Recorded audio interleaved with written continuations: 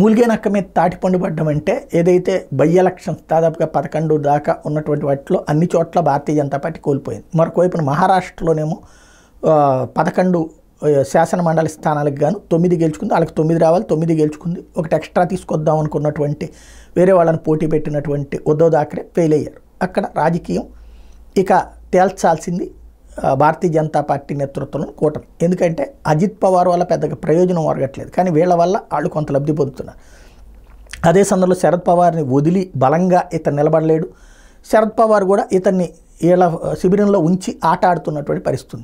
ఓవరాల్గా మహారాష్ట్రలో సింగిల్గా గెలవడం అనేది దానివల్ల కావట్లేదు. గతంలో కూడా 124 స్థానాల దాకా సింగిల్గా సాధించినటువంటిది. ఇప్పుడు మహారాష్ట్రని వదులుకుంటారా? దేవేంద్ర ఫడ్నవీస్ అయితే అవసరమైతే ఉప ముఖ్యమంత్రి పదవి వదులుకుని రాజీనామాలు చేసి వెళ్తే ఆ మధ్యన ఆర్ఎస్ఎస్ వాళ్ళు పిలిపించి మాట్లాడారు. వచ్చే ఎలక్షన్స్ అన్నటువంటిది భారతీయ జనతా పార్టీకి అత్యంత కీలకం. గెలుస్తుందా వదులుకుంటుందా చూడాలి.